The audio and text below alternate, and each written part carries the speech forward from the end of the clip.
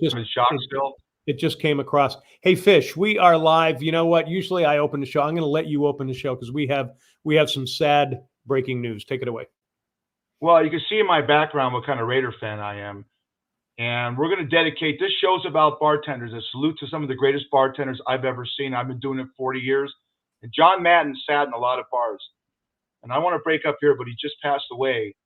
And if Al Davis was the face of the Raiders, John Madden was a personality. And a lot of that team and what its history and what its makeup is because of him. And it's been a rough year for the Raiders, drama-wise. Let's hope they can finish the season out and dedicate it to him. And he was a giant in broadcasting after he left as well. He turned around what football broadcasting really was. So definitely a sad night for us here. But on that, we're going to try to say Happy New Year to all of you. Our special guest tonight, as Fish said, some of the greatest bartenders in the world, including Fish, I might add. We will hear their New Year's stories and more. You will hear from Lisa Garina, Josh Burnett, and Vinny Alfano. Plus, our schmuck of the week gets ousted from a wrestling event, and who's got the swag is, well, he's kind of a tower of power. We have some betting picks with the hard line and John Hardison on the pro and college football schedules that are coming to a climax, a great climax, we might add. But how does Hardline deal with all the external factors surrounding games with COVID? We're going to talk about that as well. All right. Hi, everybody. Welcome to Daily Fish. John Daly here with Eric Snyder, a.k.a. Fish. We are coast to coast. We're coming to you from Las Vegas, where Fish is, and also Myrtle Beach, where I am. We talk sports, entertainment, and everything in between. And yes, Fish, this is going to be a great show. We're going to do it in honor of Coach Madden as well. That's for sure. Yeah, absolutely. And we talk about something I've done. It's a passion in my life. It's football, but what I've done for a living and a great living and a great craft and it's something that's dear to my heart and these people is bartending. And what I say to everyone, you can say what you want about bartenders, but every day we go to work, we're not that schmuck that sits in front of a keyboard every day in an office for 8 hours. No offense to you people in front of a cubicle. Yeah. I get to meet new people every single day I go to work and have different conversations, and that keeps me alive. Yep. Absolutely. This is going to be, it might be kind of a tough show for you. At the same time, too, a very funny show. So, all right, here we go. Oh, hell yeah. Yeah. All right, we will. I promise. All right, time for the daily grind. Here's what we're grinding on first. The NBA may have an in-season play-in tournament. It could happen next season leading up to next Christmas. It would reduce the season from 82 to 78 games. Now, European soccer does this mid-season play event, and they do it very successfully. Fish, give me your take on this. I think some of the bigger markets are going to be upset with it. I absolutely love it. Anything that could generate revenue to the NBA. I'm an NBA guy, Lakers. I'm from LA. And it could bring revenue to and bring a little bit of oomph to the sport. I mean, it's dragging a little bit in the ratings, but you know what? If it could add a punch and make it more exciting, I'm all for it. Yeah, and I could see them doing it, in between the end of the college football season and the start of the bowl season. It actually might be something kind of cool right around there to do that. So you can see the lull. I mean, we see it in Vegas, NFR, when NFR was there, how great that was to kind of fill things. So, yeah, so let's take a look at this. I'll be curious to see how that happens, if it happens. All right, next, the U.S. may be getting more European and world influence. Cricket and rugby are actually picking up momentum here. Youth leagues are rising again as they did before the pandemic. So, Fish, let me ask you this. Do we think that cricket and rugby will break into the pastime of Little League baseball like soccer has? Well, we put it into the show because I saw a thing on cricket on Real Sports with Brian Gumbel. I can't believe how popular it is around the world, and 1 billion people in Indonesia and India and Indochina watch this thing on a regular basis. Some games take 2 days. That wouldn't work with the American public. Rugby, I've been to the Sevens event, the 7 in February over at Sam Boyd. Huge. I don't know if that'll take as much as cricket, but cricket's a weird form of baseball. I can't even explain it, but when you watch it, you get hooked into it. Does that make sense? No, it really does. And I actually have a good friend who's going to come on the show at some point. He's over in the UK. He said he would explain to us that even you and I could understand what it is. I think, going back to whether it's going to hit in the US, to me, it's all about how parents are going to react. And I think it's going to be all about safety and money. I think rugby and football are somewhat close when it comes to injuries for kids. So parents might look at it that way. The cost of rugby, I think, is a lot cheaper. And most experts say that cricket is cheaper to play for kids than baseball is. So let's see. I mean, let's see what the influence is. And let's also see what's happening with baseball. MLB may screw the whole thing up coming up, this coming spring. So we're going to have to see on that. All right. Meanwhile, here are our picks for the college football playoffs. They're still around. The semis are Friday. That's New Year's Eve. Fish, the first game is Cincy and Bama in the Cotton Bowl. Who do you have? Roll Tide. I like Alabama. I'm with you 100%. This is a different Bama team from early in the season. Nothing against Cincinnati. They aren't fooling anyone right now, but they are a good team. So we're the same on that. All right. Next, Michigan takes on Georgia in the Orange Bowl. Fish, here's my upset. I got Michigan beating the Bulldogs. Who do you got? I can't look at your face. Every time I say how good looking you are, I got a man crush on you. So I hate to agree with you, but I like Michigan. I like Harbaugh's Michigan team to beat Georgia. I do. I'm with you. Okay. All right. Let's head into the final 2 weeks of the NFL season. The Rams, Cowboys, and Cardinals are in the playoffs in the NFC, while the Chiefs are in the AFC. We will know more this weekend with the penultimate week. Did you like that with the NFL penultimate week? In the wackiest NFL season ever. Fish, let me ask you this. What stood out for you in week 16? The Seahawks played the Bears, a meaningless snow-ridden game. It was beautiful to watch in Lumen Field in Seattle. But look what Nick Foles, the greatest third-string backup quarterback in the history of the NFL, did. Down to the Seahawks. He brings it back. They need this two-point conversion. This is the greatest, as Nate Burleson would say, toe drag swag I've seen in years. Watch this. Foles, design roll. Foles, back of the end zone, and it's Demir Bird, and he hits the catch and converts. What a throw and catch. Bears take the lead with 1:01 to play in Seattle. And sprint out to the right. He had him open for a second. He threw it kind of late. I thought he almost messed it up. Seattle tried to carry him out the back of the end zone. He still was able to get a knee down. That was amazing. He has the ball with one hand. Talk about concentration. That stood out to me. And look at this. I don't know what the hell happened here. Okay, but you got to look at this. During the Browns, I lost my lighting here. During the Browns and Packer game, look at the circle. What did he do? What's that logo? Is that a rabbit pushing a push cart? Is that I don't know what the hell that is. Is that a walker? Is that like I don't get what the hell is that? So you ask me what stood out. Those two things stood out to me. I don't know what the hell that is. Either they're that's a is it a do you give me another quarterback other than Baker Mayfield? I don't get it. I think it might be a comment. Somebody in the booth there actually had some fun with that. It's right. All right, cool. Funny. I got to tell you, it all changes so fast. I mean, look at how the Bills are now in control of the Patriots just from 2 weeks ago. And remember, beginning of the season, we were saying, "Oh, the Chiefs are out of it." We'll know more. So things are changing. And speaking of out of it, you and I were 3-2 this past week in week 16. The Pats and the Saints killed me. Who were the two teams that killed you? I'm drawing a blank on that. I don't remember. You don't remember? It was that good. Okay. It was that good. Okay. Well, I'll tell you, I had the Minnesota Vikings against the Rams. That was one of them. I know that. I thought Minnesota won at home, but the other one I don't remember. All right. Anyway, let's jump into week 17 picks. All right. Chiefs at the Bengals. You go, Fish. Chiefs won 7 in a row. They're terrific. Yep. Travis Kelce's out last week, and they don't miss a beat. They kicked the crap out of Pittsburgh. I like the Chiefs. I like the Chiefs too, even though I think the Bengals are playing good. I think the Bengals were, they were playing against a minor league team last week with the Ravens. All right, next, Cardinals at the Cowboys. I'm going Cowboys. I think the Cards have kind of lost it for me. Fish, what do you say? They lost the last 4 games at home. It's a shame. Lost 3 in a row. Cowboys. Okay. I have the Cowboys winning. Yeah. All right. I got you on that too. All right. Now, Dolphins and Titans. Go for it, Fish. Talk about a hot team. The Dolphins they were 1-7. Now they're 8-7. Great story. No one talks about. You know, everyone has Tua traded for Deshaun Watson earlier in the season, and now Tua stepped up. I love that story, but I'm still going with the Titans. I'm going with the Titans as well. I still like them. All right, next we have the Rams at the Ravens. You know, for me, this is a no-brainer. I'm actually going Rams. Fish? I'm going Ravens.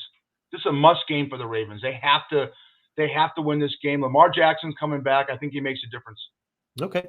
Vikings at Packers. Fish, I think the Pack needs to keep winning, and they want to avenge that early season loss. So I'm going Pack. What do you have? Me too. I agree. All right, cool. The Daily Fish Hardline with John Hardison is coming up in a few minutes. We'll have his expert picks. And finally on the grind, 2022 sports resolutions. Fish and I will tell you what we want to see in sports in the new year. Fish, you go first. We need a lot of comedy.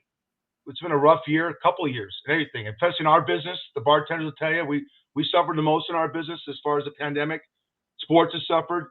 So I like to see topless cheerleaders at all the football games because that's it. What's wrong?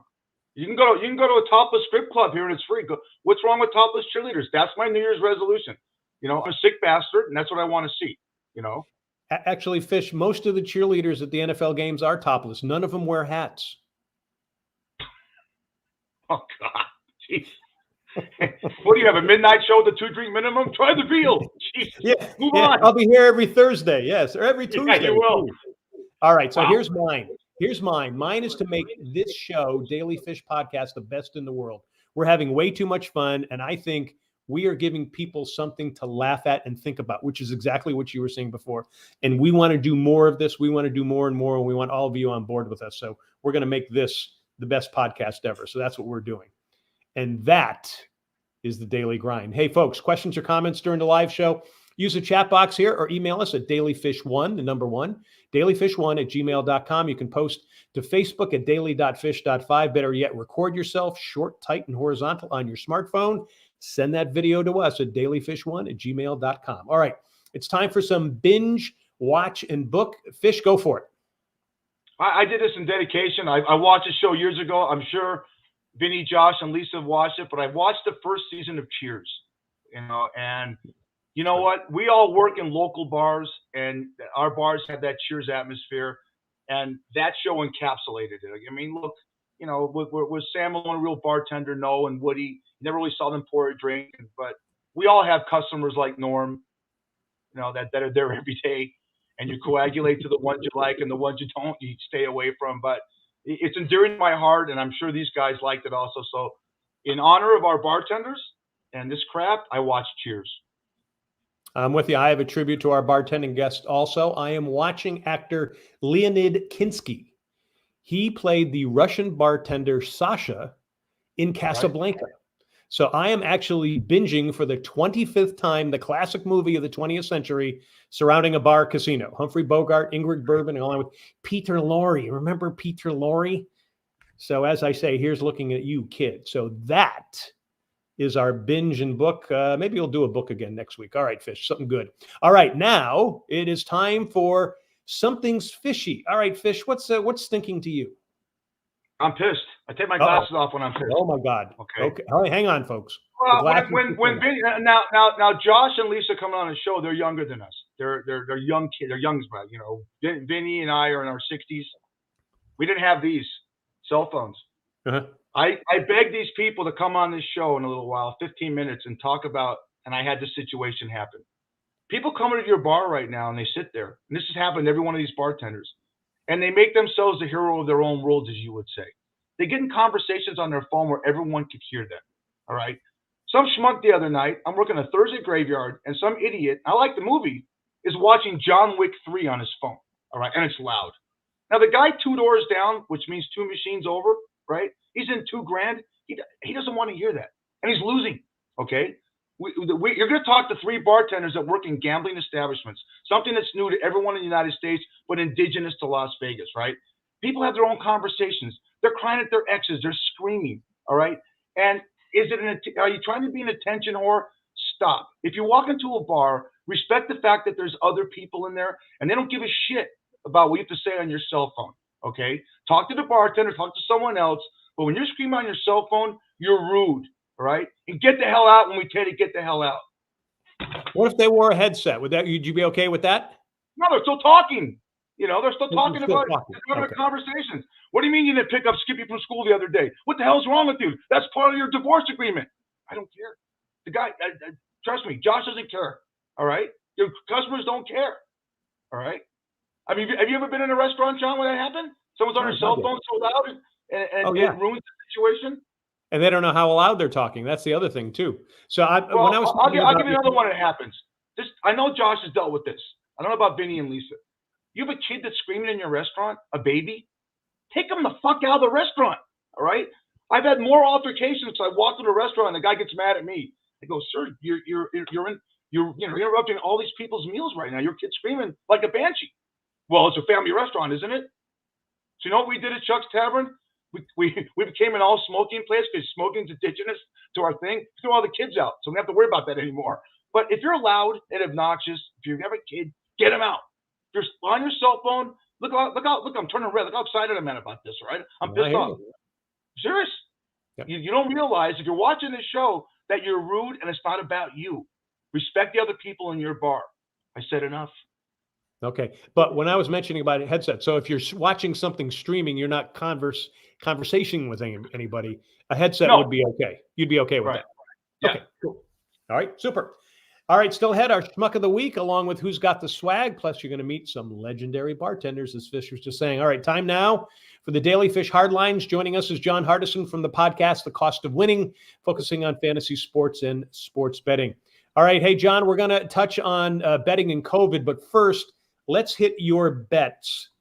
You got the Packers are 6.5-point favorites over the Vikings in Green Bay. How do you see this one? So John, before I start, I want to, say, condolences to the Madden family and everything going on, because especially the one thing that comes to my mind when I talk about this game is Brett Favre and how much John Madden loved talking about Brett Favre every Sunday that he could get his chance on. Yeah. So, for a guy that definitely represents the Raiders organization, hats off to him and his family. For this game, yeah, no worries. For this game, I'm going with the over in this game. I think that the Packers still have to keep winning.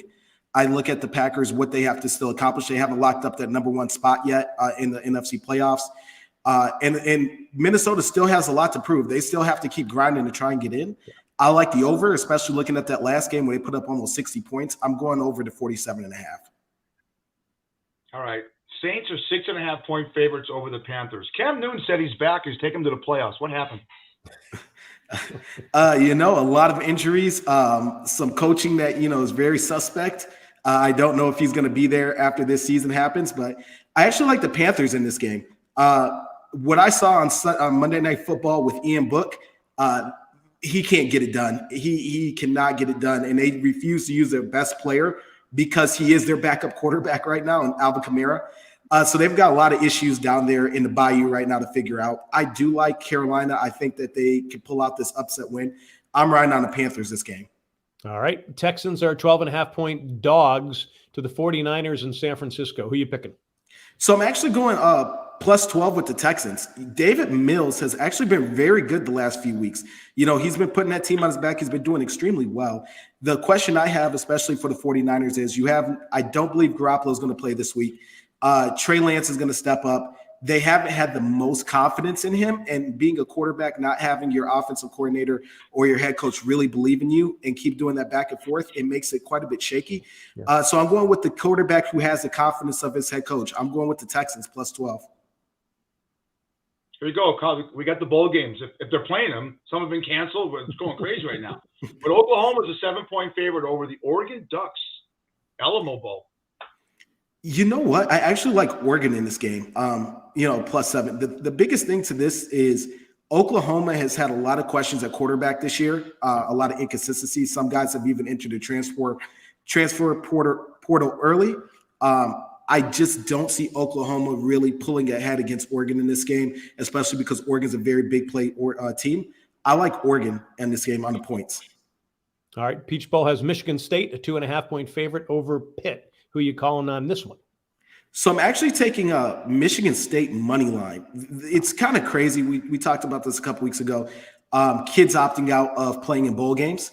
The biggest thing is, yes, Kenneth Walker III isn't playing for Michigan State, but Pitt's missing their quarterback. He's not going to be there. He's already said he's not going to play in this upcoming bowl game in lieu of the draft. And for a team not to be on their second string quarterback versus a team playing their first string quarterback, I'm definitely going Michigan State.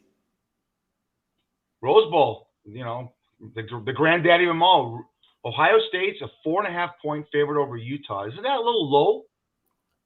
It's a bit low, but these two teams, when you have a Pac-12 and a Big Ten team championship game, essentially, between the two conferences, there's always some animosity and a bit of rivalry. But I think Ohio State's the better team in this game coming up. Utah is a good team. They're a very good run team. We saw that when they played Oregon for that Pac-12 championship game here in Las Vegas. But I just like what Ohio State's been able to do this year. I still don't think, as we saw, that they were better than Michigan, but I do think Ohio State is a solid team this year. All right. So obviously, let's talk about the thing that's kind of creeping into all of this is the effect of COVID on betting. The Colts, Carson Wentz, most likely not going to play this weekend. Look at the Saints on Monday. You just mentioned that. But last week, some teams hit hard by COVID actually did fairly well. What's the hardline tip as far as betting on these things? The biggest thing for me is if they said it's expected, I stay away from it. I try to watch the medical charts or whatever they put out, leading up to the game, even sometimes waiting before. If you're a big bettor, the one thing I would say is definitely get the mobile app, whichever organization that you go with. That way you can make your bets at last second based off of who's being pulled at the very last second when you don't know. Going into that Ravens game last week, I had a feeling he wasn't going to play, so I backed away from it. I just had a gut feeling in my head right now, especially with everything. But the biggest thing, even when we talked about Carson Wentz, is who are the people that are affected? Granted, the Colts won last week, but the biggest thing is they were missing a lot of offensive linemen. And it almost was that the Arizona Cardinals shot themselves in the foot more so than Indiana playing well. Jonathan Taylor didn't even have a touchdown last game. So just keep your eye out for that. Go into the Carson Wentz situation because we don't know if he is or not going to play tomorrow. And you actually had some pretty good insight on that. So the biggest thing about that is I think that he's contact tracing and in regards to that because they haven't signed another quarterback right away. They're running with Sam Ehlinger. The biggest question I have is if he's contact tracing, who's the other person that got it? Is it Jonathan Taylor? Is it another offensive lineman? Is it a wide receiver? We just don't know until maybe the next coming days coming out. And with that being said, with the new guidelines happening, because he's not going to get a week's full of practice, I would steer clear of him. I just wouldn't bet the Colts. And it's a shame because they're one game out of possibly winning the AFC South. Yeah, absolutely. All right. And that is the Daily Fish Hardline with John Hardison, the Cost of Winning podcast. You can find him here with us every week, but also he's on Spotify, Google, and Apple Podcast as well. Hey, Hardline, thank you, and Happy New Year, buddy. Happy New Year, guys. You too. All right, thanks for tuning in, folks. Daily Fish is live on Tuesdays at 8 p.m. Eastern, 5 p.m. Pacific. We air on DBNA Television on Roku, Amazon Fire, and soon Apple TV, plus the Myrtle Beach Golf Channel and Myrtle Beach Grand Strand Life. Both of them are on Facebook. Plus, we are on YouTube. Please go there and subscribe. All right, now it is time for our Schmuck of the Week. Who's been schmucky this week, Fish? Well, check this out. We got to give everyone an equal time, equal hearing. But look at this idiot, the background. That's Nyla Rose right there, right? Yeah. I mean, a man was ejected because read the sign. Nyla Rose is that guy's dad, the transgender wrestler, Nyla Rose. And she's with a match with Rudy Soho in North Carolina, your home state, of course. And the broadcast cameras caught a fan pointing this offensive poster at Rose. Come on. You know what? Enough's enough. I mean, look at the guy. I mean, he probably has a crush on him. I like it. All right. He got kicked out of there. So, all right. He is the Schmuck of the Week. Now let's go see who's got the swag. Who are we toasting this week, Fish? I could, you know what, John? I can go swag on this guy. I got to find him right here. I got so many things in the queue right now. I got to find where he is. This guy right here, we could have him swag every week. That's Shaq. Yep. Okay. You know what this guy did? He officially, the big generous now, he raised $2 million for charity by selling some unique NFTs of himself. He dropped a collection of digital images earlier this month And TMZ Sports, when they all sold out on Monday, and it all went to his foundation, which helps underserved youth in America, called the Shaquille O'Neal Foundation. He's just a fun guy to hang out with. I mean, we would want that guy in our bar, in our bar. You know, he could be our swag every week. Absolutely. He is one of the nicest guys. He actually invited me to one of his charity celebrity events when I was at Real TV, and just had a great time and talked to him for a little bit. I got to tell you, though, when you look up at him, you get dizzy. He is so freaking tall. I mean, that's how tall he is. I mean, 7'4", 7'5", 7'6". But yeah, a great guy, tall about many things, and certainly what he did there. I agree with you 100%. We could have him with the swag every single week. All right, now our drink of the week that we're going to toast. We're going to toast Shaq. We're going to toast John Madden, and also our guest. But I can toast this week, and this is also a tribute to you as a bartender. And you cannot, because you're going to be working tonight, so you cannot have anything to drink. But I can. So I'm going to toast. I'm going to actually have a screwdriver. It's vodka and orange juice. It is a great standby, no matter what it is. So, Fish, to you, buddy, to John Madden, to Shaq, and to our guest tonight. Thank you. So, beautiful. All right, that is a good one. Oh, yeah. You serve those a lot? Oh, sure. Oh, I can imagine. All right. So our Daily Fish Drink of the Week is sponsored by Shucks Tavern in Vegas. Great seafood and drinks in 2 locations. Head to Shucks Tavern on North Durango on the northwest side of town, where fish is overnight. Say Daily Fish Podcast, you get a free drink. Do it the next day, a free appetizer. That's Shucks Tavern. Check out Shucks Tavern on Facebook. All right, we're just getting started. Up next, we're going to gab with 4 legendary bartenders, 3 are guests. The 4th, of course, is Fish. First, let's tell you about MedSonics. If you're heading to Las Vegas, the first place to stop is MedSonics. The sound wave technology relieves pain, inflammation, and even jet lag. It is non-invasive. You sit there for 25 minutes and you relax. The technology will soon be all over the country. Go to medsonics.com, spelled MEDSONIX, medsonics.com. Al is the owner inventor. Tell him Daily Fish sent you. All right. Now, drum roll, please. Let's bring in our superstar bartenders here. All right. First, we have Lisa Garina from the Copper Keg, Josh Burnett from Shucks, and Vinny Alfano from the Crowbar. Hey, guys, welcome to Daily Fish. We're so happy to have you here, and Happy New Year to you. Happy New Year. Get in your face. Hey, good to have you. Vinny, you a little behind this one? You on 7-second delay? Like your life? Yeah, we got a delay there. My God, did I say it right? Vinny, you with us?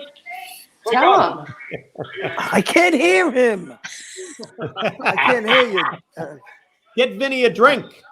Give Vinny a drink. Vinny, go on your iPhone, and we're going to start this thing out, and then we'll get you back, all right? Go on your iPhone if you can, and you'll get a better sound.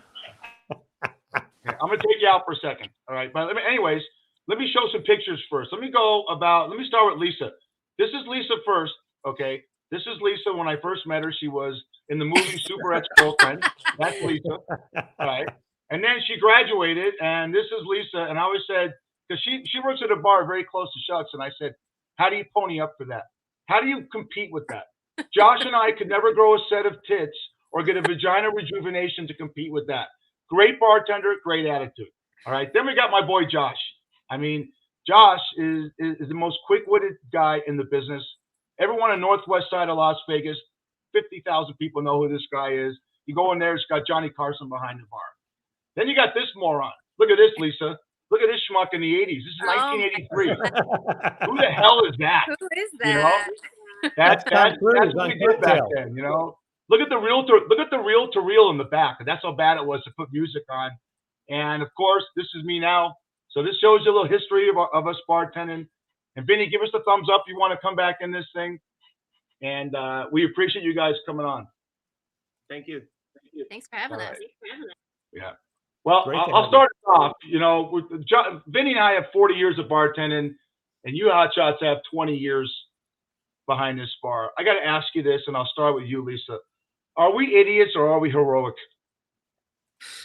Both. Yeah. For real. It takes a special person to do what we do. And obviously there's no job like our job in any other city in the entire world. You can't do what we do anyplace else. And honestly make the kind of living we make. So for people to make comments about, oh, they're just bartending, like you have no idea, you know? Josh? I mean, I agree completely with her. I mean, a little bit of both. The people are great, majority of them. But there's alcohol involved and other things, and you have some days that are wild. You have some days that are, just really nice. It's just there's more wild ones than nice ones. I'll say that. Yeah, I think COVID changed that. I remember my working, wife. though. Yeah. I've done concrete. I've cooked, but the bartending stuff. It's a good job. It's nice. Take care of your family. Other than the hours and stuff like that. Yeah. And then it's hard to go to when you get off work, you don't really want to go to a bar and do that with other people because you've been doing it for 8, 12, 14 hours that day. So people don't understand that part of bartending either. Yeah. I look at it, having 20 more years on you guys, is that we're also bankers. In our business, you're a bartender and you're a banker. The gaming is such a huge part of what our operations are, that you have so many things to multitask, right? Lisa, is that you got to worry about the guy that's in $3 grand, got to worry about the guy that's playing one at a time is trying to get drinks comped, got to worry about the servers wanting drinks. Josh, as a manager, has to worry about people in the restaurant that are complaining or want to sit at a table, or a dishwasher didn't show up. There's a lot of things you have to take in. When I first started in the nightclub business, all you did was make drinks and hope they tipped well. That was it.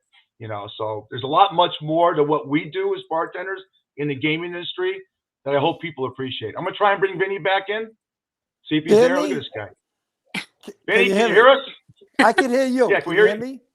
Yep. Okay, yeah, we can hear you. Vinny, I kind of did like a history of what we were, So let me show Vinny when he first started out. This is Vinny back in the old days. Looking good. That's Vinny back in about 1918. Roosevelt must be nice when they served ice in a truck. And here's Vinny now. I gotta love this guy. 46 years. Look at that. Huh? Love that guy. Hey, let me tell you something. You were talking about you're feeding your people. Josh was talking about he don't like to go to bars afterwards because he's been working in one all day. I'm complete opposite. When I get off of work, I can't wait to go to the next bar. Me too. I mean it. I go to the Bogies up by our house, Cheyenne at 215. I go there and I spend a couple hours and I unwind and then I go home. And I try to get like about 4 hours sleep for the next shift.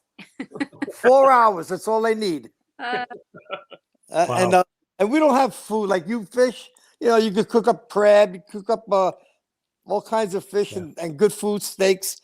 Me, there's nothing there. I got pretzel bits, okay, which I love. My bar is 15 feet wide, 25 feet long, with 15 machines around them. I motorize that thing with no legs. Believe me. I mean, it's like it's the best thing for me. I work 3 days a week, and I love it. I got good people that come in, and they appreciate me, and I appreciate them. And I really calmed down a lot from my older years. I was throwing everybody out. At least I used to throw one person out a night, but no more. Those days are done with. And I enjoy the people I got, the 3 days that I work. I do clean like hell over there. And but like I said, I do go out and enjoy myself when I get off of work. Believe me, I can't wait for 8 o'clock in the morning, even though it's only 3 days a week. Jeez. Well, we definitely want to get into some of your stories here, but one of the things that and I want to say is that you guys know me as a TV host and a news anchor, but I've actually been a bartender, and I'm looking up at the four of you in awe because I don't have the bartending skills and I don't have the experience that you've had. I've taken a number of bartending courses. In fact, I joke that I went to the Harvard bartending school, and I tell everybody I went to Harvard. I don't put the bartending school on there just to get people going. But one of the things that was really fascinating for me that I learned really over the last few years was that to get certified for the Harvard bartending school, I had to be certified in the TIPS course, which was the insurance industry course. And I began to realize, and it's just exactly what you guys are saying. Fish was just asking, you're also a banker. You're also a counselor. You're also somebody who's got to be the legal person who's watching out for your bar, for your establishment here.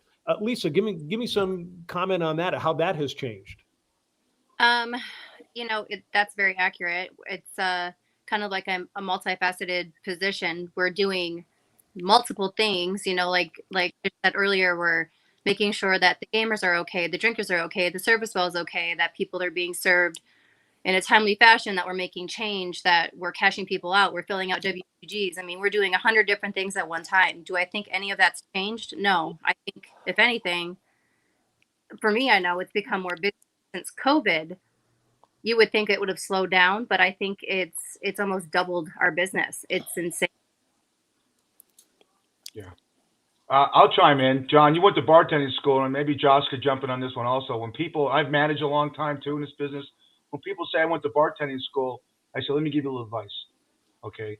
Any asshole could pour a drink, but how you deal with people will make you money. I can't tell how many bartenders I've trained, and Josh has trained, and Lisa and Vinny trained, that never knew anything from bartending schools and just learned by being on the job and being thrown into the fire. So no offense to bartending schools. I don't want to put you guys down, but I think get back there and do it and learn it.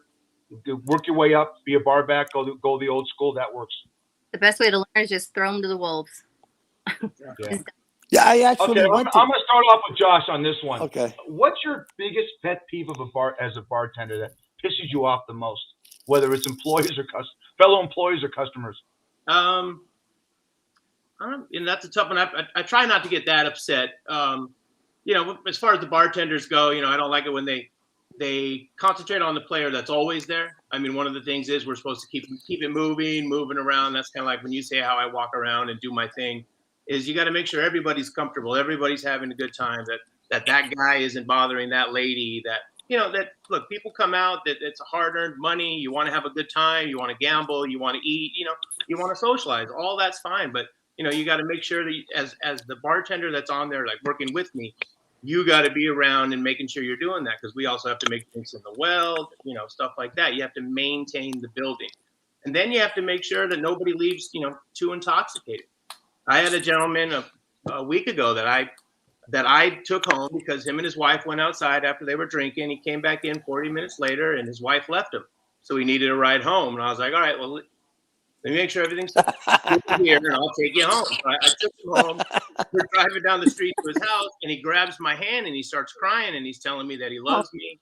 And I'm like, oh, man, this is getting really weird now. The street's dark. He's holding my hand. And this is the guy that I see every day for the last 10 years, and we've never really had that kind of interaction. But he was so drunk. He's crying, holding my hand, telling me he loves me. I made sure I kept my seatbelt on, and I was like, hey, have a good night.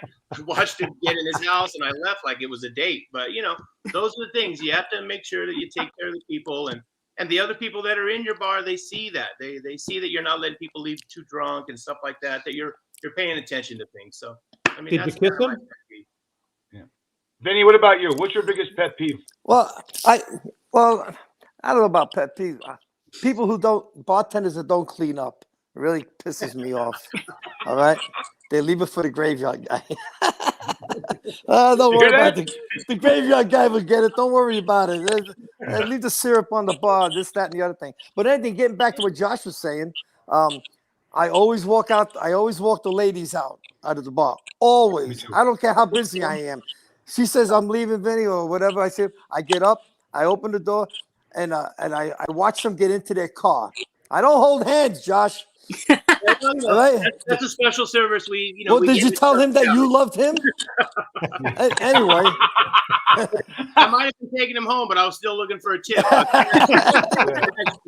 Yeah. So I do watch the ladies leave all the time, and my pet peeve is like cleaning the joint up. I mean, I know swing shift is very busy. I know day shift is a lot busier than me too. But if you drop the half a bottle of Jaeger, okay, clean the shit up. All right, what are you gonna leave it there for?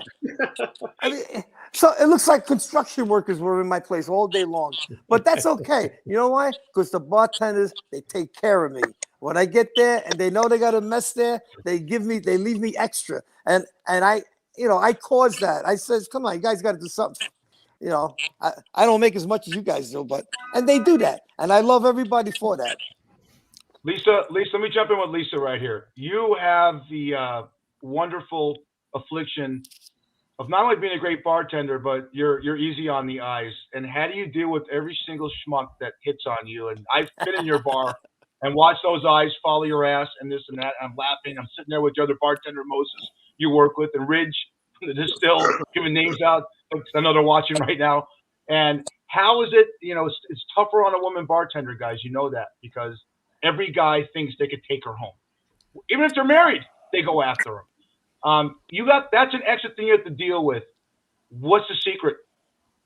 I think, and you can vouch for this, I'm a little bit spicy, so I have no problem saying how I feel, and I usually just make a joke about it, because let's be real, we all have our own lives outside of work. That's the last thing I'm looking to do. So I'm there to make our money, and wrap it up. So Are you married? I am not married. Oh, okay. But Why, you want Josh to give her a ride home? Why don't you walk around? No, next time? I want to give her the ride home. Why don't you go to the keg when she gets off work and walk around? I work tonight at Crowbar, Yeah, I know you do. Hey, guys, do you ever feel like this, real quick, all you guys? And John, you jump in. Do you ever feel like this at the end of your shift sometimes? No, thankfully no. You don't feel like zombies at the end of your shift? all the time, and you know what I do? I still go sit on the other side of the bar and I have a drink and I gamble. So it don't matter. It's due. I'm joking. Okay, let's go the other way. John, I'm going to jump on this one. I'll start with you, Vinny, because this is the best part. What do you love about the business, Vinny? And all three I'm going to ask. What do you really love about it? You coming to me? Yeah, you're first. Okay. Well, I love being around people. I always have been. Like I said, I worked in the casinos when I first got here. I love being around people. I know how to treat people, because that's how I always was. I got that heart, and I really enjoy listening to people. I mean, you were talking like before about problems. People, they come up to me. My father died. My mother died, and I like to give them my opinions, because I've been around longer than these people have been, and I can give them advice. And it's pretty good advice too. And you know what? Most of the people say, "Hey, thanks a lot. I like that. I like that." And I don't mind giving them my advice. Sometimes you talk to the wrong people and they just don't get it. But a lot of people, I enjoy that. I enjoy talking to the people. That's why I love my business. All right, Lisa. I think for me, the most important part is actually working at a location that you love. I mean, I love the bar I work for. I love the people I work with. And I know, I'm just like you guys, our customers are family and friends. We hang out with them outside of work, talk to them outside of work, but it's also meeting new, different people every single day. That's a huge part of it. Josh? Not to repeat the same thing, but I mean, it's the people, the people, Eric, you and I, we work together. You work graveyard, but we talk. The girls that work there, the whole family, the group of customers that we have it's a solid base of about 50, 60 people that just come in all the time. So, like a family, it's up, it's down, and, it's a good time. And the money, I can't say anything about that. The cash is great. You have 15 chances every day, somebody hitting something, making a good, making way too much money and complaining about it. So, it's a good time. Let's educate people, Lisa, Vinny, and Josh, is that we make the bulk of our money, that people tip you on their winnings or playing on the machines. And it's so hard for me to tell people, where I grew up in LA, how that works. I grew up in the industry of cocktails and the nightclub business, where you sling drinks, to make $200 a night, 2,000 drinks. And, the best story, I'll give you one great story. I'm working at the Excuse me. company. Bless you, Vinny. Thank you. Lisa's been there. Josh knows the place, fellow. And I get off, I'm getting ready to get off swing shift, John, and a lady hits a Royal for $4,000 and tips me 10%. The graveyard guy comes on. She hits another, as I'm checking out, she hits another $4,000 Royal and tips him 10%. I come back to do the books the next day. He sold 0 drinks that night, did 0 business. Where in America can you make $400 in tips and never serve a customer? Think about that. Yeah. Vegas, people look. But one thing, how many guys do you know? How many people do you know that left Vegas, Lisa, to go to another town to bartend, and they're back within 6 months? I know a ton of them. Tons. You can't. I'm going to Atlanta to bartend, and in 6 months, Kelly's back over at the Lucky's, or this one's back at the Distill. You always come back to Vegas because that's the place to make money. That's what I love about the business. Are we bartending to make drinks? Or are we bartending because of the machines? I'm doing it because of the machines. Everybody. Yeah. We are. It's a whole different. Totally different ball game. It is. Whole different ball game. John? All right. Hey, this is Daly Fish. We're talking to legendary bartenders from Vegas, Lisa Garina from Copper Keg, Josh Burnett from Shucks Tavern, and also Vinny Alfano from the Crowbar. Let me jump in here and ask a question kind of celebrity style. Each one of you, have you had either a great or a horrible experience with a celebrity? Can you give us one, Lisa? I'm thinking. I mean, I've worked at multiple bars, and I probably shouldn't put anybody on blast, so I might opt out of this one. How about anything good? A good story about a celeb? Not while working, no. No? Not while working. Mm-mm. All right. Josh, how about you? Celebrity's kind of hard. I mean, I guess we can use.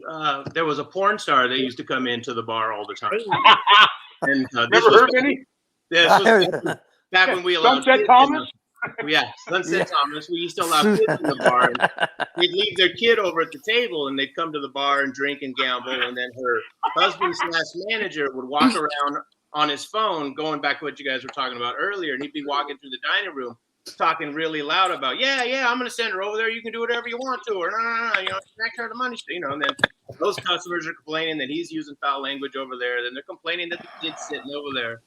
So one day in summer, she's leaving, and I guess she tripped and fell outside. So she didn't hurt herself or anything. The next day, I come to work, and her boyfriend's name is Kent. He said, "Hey, Josh, come here. You got to see this. It's the funniest thing that ever happened." She fell outside on the way home in the middle of the afternoon yesterday. He goes, "Look at this." And he turned her around, lifted up the back of her shirt, and the word sewer was burnt into her back because it landed on the sewer cap outside. And he thought that was the funniest thing ever. Wow. And I was just like, yep, this is another one of those days. Wow. Hey, Vinny, how about you? Any celebrity stories? Well, I started a lot of musicians in town. The first place I worked at, I knocked it all down and put a stage in, so I had live music. I had a lot of people coming in. Not your top notch, but people who really play on the strip and they're great. Okay, I had Martina Navratilova come in one time, and she was fantastic. She signed some stuff and everything. Also with the UNLV basketball, I have all them guys come and see me all the time. Moses Scurry and what's his name? Larry Johnson? Larry Johnson. Larry Johnson. He would come in all the time because he's very good friends with Moses Scurry, and they come in my place, and he would order pizzas, Larry Johnson, for everybody, and then give like $100 tip for the pizza maker. He is like a classy person, and all of them are Ackles and Ogman and Wow. Jesus. There's so many others I can't think of off the top of my head right now. But anyway, yeah, those were, and they're all good. One time, I says there was 5 of them in there. They all had the championship rings on. I says, "Why don't you put your rings on my finger?" They did. Okay. I turned my hand upside down. They all fell off. It was like their hands are like they're like that, man. That was great. They all fell off my hand. I just dropped my hand down like that. But yeah, I get a few people here and there. I do. I'm supposed to be going to the Billy Joel concert, the 27th. This guy comes in my place. He plays the guitar for Billy Joel, and he loves me to death. And he says that he's going to bring me to the show and everything like that, go backstage and all that stuff. We'll see what happens. His name is Bobby Page. Cool. We'll see what happens. Yeah. But yeah, I had so many, but I really can't remember them all. I've had a million of them. I mean, we grew up in LA. When I was this guy, real quick, I'll tell you one quick story. When I was that guy, that's 1983. I was lucky enough. There was a movie called The Outsiders with Patrick Swayze, Rob Lowe, all those. I see Thomas Howell. We had the rap party at that bar, and they were so great to deal with. Tom Cruise, all those guys are great guys. Matt Dillon, but Patrick Swayze He's about 5'7", Dirty Dancing. He had to drink a Coors Light with a warm glass, and the bottle had to be warm, like he was from Scotland or something like that. That's what I remember. But I've never had a bad experience with really a celebrity. I'd like, you know, the greatest tipper was. I'm piss people off. The greatest tipper that ever came into this bar, right there, right. I mean, this guy his bill would be $100 and leave you $500. O.J. Simpson. What? Wow. Huge tipper. I've heard that about him. Actually, you know, Josh, he hangs out at the Shucks and on Fort Apache and Flamingo. A lot. Yeah. And he's a great tipper. Most of the guys don't know who he is because they don't recognize him. They say he signs for everybody that asks. So yeah. So let me ask you one thing. I'm going to wrap it up pretty soon. I'm going to read this off a script because I wrote it, but I think it sounds pretty cool. President Reagan called bartenders the aristocracy of the peasants. He goes, I personally believe that we are rock stars. And we are gynecologists, proctologists, psychotherapists, but most important is mixologists. We provide comfort. Do you agree? Well, what about the proctologist? Well, we deal with assholes. If you're proctologist, okay, if you're a single guy, I know bartenders, Josh does too, and you do, Lisa does. You dealt with single guys that every girl is what's her story, and you try to hit on them. I mean, look, we work in slot bars, but we still see people pick each other up and flirt with each other, Yeah. We're mixologists, and Josh held that guy's hand and talked him off a ledge. And I know you guys, on a serious note, you guys have also, I mean, look, I met my wife in a bar. I don't know where you met your wife, Josh, but did you meet Kathy in a bar, Vinny? Yes, I did. See, yeah, so. But she's not my wife. Think about this, guys. I did some research. Anyone who's ever been on a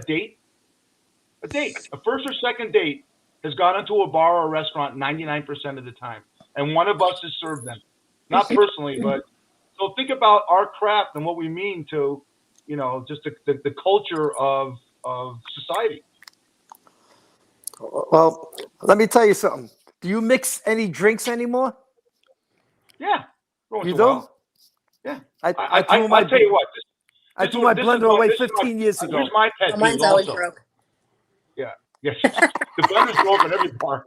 But I had a girl come in and say, "Can I get a pink squirrel with a yellow tail?" This is before Thanksgiving. Now, remember the old days, Lisa? You had to go into the book, then you go on your phone. There wasn't. Right. So I always ask the customer, John, I'll say, "Do you know what's in next?" I don't. No. Well, I'm not making it for you. So you go on your phone, Simon. So I Google it. Drinks Right. people ask for. You Google it, but Right. it wasn't in there. So I do that now. I made her a Harvey Wallbanger with a splash of amaretto and go, here. Oh, this is great. So This a lot young of your girl. job is bullshit. A lot of your job is bullshitting too. Yeah.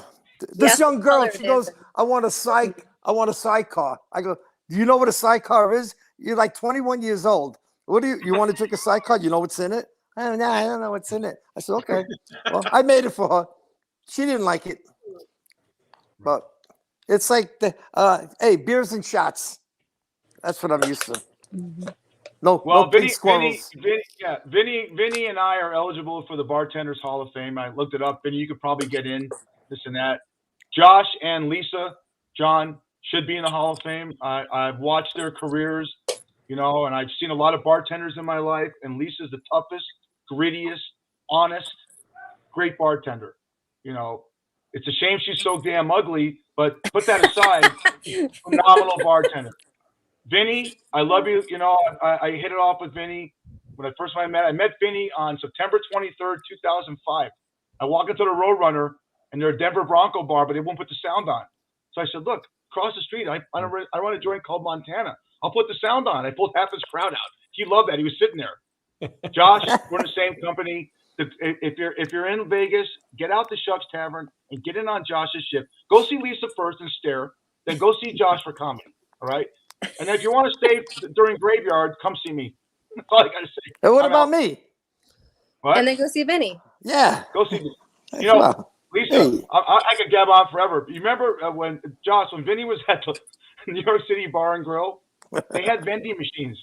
You give me, hey, do you want a Mrs. Fields cookies, Eric? Hey, we had White Castles in there too. Yeah. The good old days, man. I'll tell you. I miss the good old days. Used to put quarters in the machines, and remember the Ikes? Oh. Did you guys deal with the Ikes, Josh? Yes, yeah, I did. The dollar. You were the validators. Yeah. How The about old when days, the yeah, Aces? When the Aces hit with a kicker, 800 coins come out. How's that? And you And pound then- on things so it doesn't jam. Yeah, and then like 790 come out, and you're pounding on the machine to get 10 more quarters out of there, so you don't have to call a guy. I get it. No, Yeah. that's a good old days, man. I'll tell you. Yep, sure was. It still are. Well, guys, this has been great. I certainly look up to all of you and all the work you do, including Fish as well. And we appreciate you being on the show. And this has been so much fun. We got to have you on again because I think there's a lot more stories. There are. We need time to think about them, and then we can prepare better. Okay. Well, then For real. we promise we'll have you on again. That is for sure. Hey, did you know that John Madden died? Yes, Yeah. Where was Vinny released it- earlier? Yeah, we released. Oh, it at that's the top because of the show. I was on hold. Oh, Yeah, that's right. You I was were, holding it. But we're going to say goodbye to you. But we also have some other breaking Harry news Reid's dead too. in Nevada that we're going to tell you about. So, folks, Yeah. we've been talking to legendary bartenders from Vegas, Lisa Garina from the Copper Keg, Josh Burnett from Shucks Tavern, along with Fish there, and also Vinny Alfano from the Crowbar. Hey, guys, Happy New Year, and thank you for all the work you do. Hopefully, I'm going to get out there soon and tip a few with you guys as well. sweet. Thank you very much, Fish and John. guys. Appreciate it. Thank Happy you. New Year. I'm gonna get some Absolutely. sleep so I can go to work tonight. Me too. Thanks, guys. Love you all. Thank you. Okay, Fish is gonna take do the care, same you guys. thing, too. Nice All right. meeting you. Bye bye. Thank you. You too. Hey, coming up, Fish and I are going to wrap things up, give you a sneak peek of next week. Also, as I mentioned, there's some more breaking sad news that we need to tell you about. Folks, before we go away, need a great golf getaway? The Myrtle Beach Golf Trail has dozens of courses along the Carolina coast. Set up an entire trip for yourself, your family, or a bunch of friends. The site is myrtlebeachgolftrail.com. You can play there year-round. The weather here has just been spectacular. All right, another sad breaking news story. We mentioned at the top of the cast here that John Madden had passed away. We're just getting this for folks in Nevada that former U.S. Senator Harry Reid has died at 82. That happened right in the middle of the show, so that came about too. And and granted, we do mostly sports and entertainment stories, but since we are from Vegas, certainly my years as a newscaster, I interviewed Harry Reid a number of times. He was a tough cookie. He was a real tough cookie. They've just named the airport in Las Vegas for him. It's no longer McCarran. It's now the Harry Reid International Airport. So that just came across as well. So interesting night, Fish. Things happening while we were on the air live. Yeah. Well, it's a sad day. Sad day in the Raider world, and sad day, for Nevadans. But we try to bring a little light into it with some great bartenders, and these people. It's a tough job. It's tough. You deal with people all the time, and not everyone's great, but most people are, like Josh said. And you really get a meter on humans. Some days you walk out of the bar thinking, "Wow, how do humans walk the planet?" But most days you walk out saying, "Wow, great conversations, great people, great new people I just met." My guess is a lot of folks who are watching us going to get a little bit of an insight behind the scenes of what goes on and what they're thinking. So it'll make their experience even better as well. Sure will. All right, buddy. All right. Hey, next week our special guest is going to be Ann Ligori, sports radio and TV host and personality. She's covered some of the big golf events. We're going to talk to her about a lot of different things, including sports in New York City. She was the first woman to have her own sports talk show on WFAN radio in New York, which is a huge sports station in New York City as well. So you'll enjoy Ann. I've played a number of celebrity golf events with her, so she's very enjoyable. She'll be a lot of fun and has a lot of funny stories as well. So Fish, you guys will definitely enjoy that as well. So, hey, buddy, I know you got to go to work tonight, and it's tough during the season. So are you standing up? You seemed like you had a lot of life tonight. I mean, you weren't tired, were you? Good. It's a show. You liven it up. It's a lot of fun. I got a ton of comments. Peter Ural from Des Moines, Iowa says, "Does Lisa have a website?" Hey, Lisa, if you're still watching, you're a star. I got 35 comments on you. Nothing about me, Josh, you, or Vinny, But guess what, man? Sex sells. What do you expect? All right, Fish. Hey, buddy. Happy New Year to you. Thank you for Too. making this show happen. And this You is our too. 36th show. We're going to have a lot more. So Happy New Year, buddy, and wait till 2022. In 5 seconds, we're going to do a daily remote Saturday. You're going to be somewhere, so we'll catch us the daily remote this Saturday. All right. Happy New Year, everybody.